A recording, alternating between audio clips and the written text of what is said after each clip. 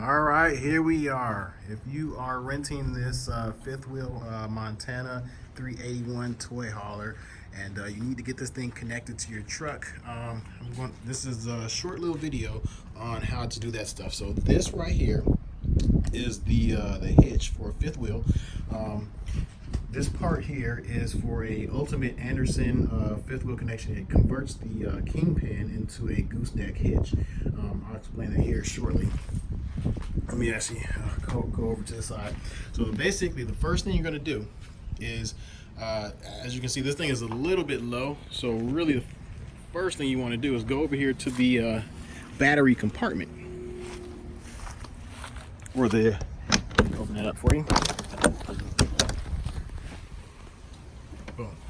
So the first thing you want to do is make sure this pin is facing this way. This is the battery disconnect. The reason why you want it facing here, so once you get your truck connected up, you want the battery to charge while you're driving down the road. If that is not there like that, it is not going to charge while you're driving down the road, and your battery is important. So again, the way you can tell is if that light goes off in this position, you can switch it and the light actually comes back on when you switch it. All right, so just next to this is the jack controller. This is how you control the jacks. There's 6 jacks here. Basically what you want to do is, once you are ready to back your truck up and connect it, I hit that power button. Power button is on. So you want to hit that front button. That's how you raise it. I'm not going to do it now because the truck is, or the trailer is level. So you press that, you hold it down, and that raises the front 2 jacks. It raises these front 2, so you can get your truck lined up with this guy here. So first thing you want to do is you want to, when you get your truck close, now when you're backing up, of course your truck tail bed has to be down. Make sure you're not going to hit that part right there. If you're going at an angle, you're probably going to hit. So what you probably should do is back in, and then flip your tailgate up, and then continue to back in the rest of the way to get your fifth wheel pin or your gooseneck hitch lined up with that. So of course, you need to connect your 7 pin. That is very important. Once you get in there, you also want to connect this. This is your electronic brake.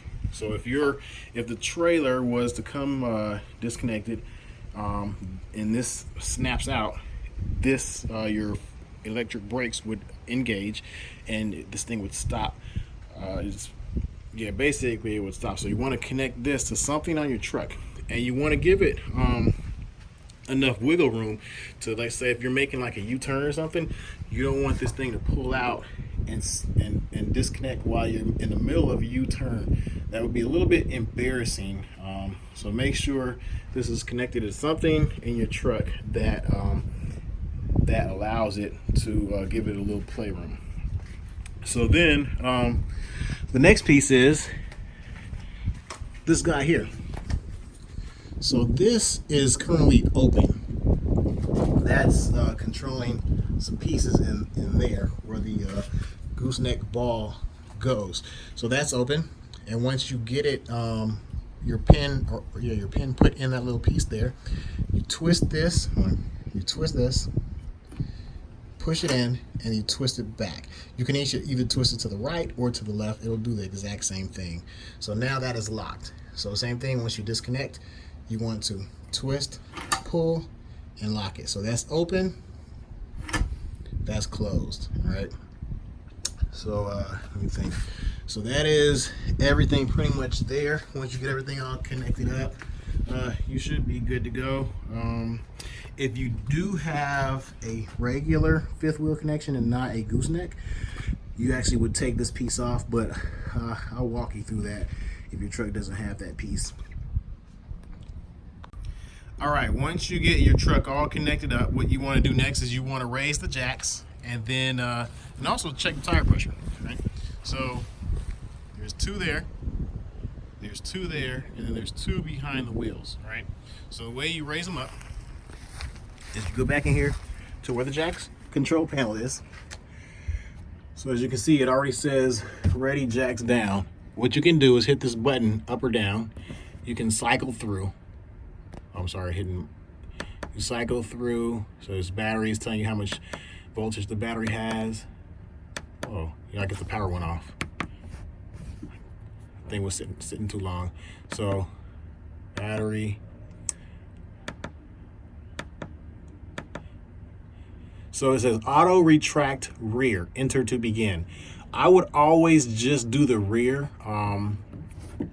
What happens is when you do the rear, it raises those pair of jacks and the ones in the back. So what you can do is when you're at this screen, you hit enter, which is right there, and it will retract those 4 jacks. All right, let me show you one more thing.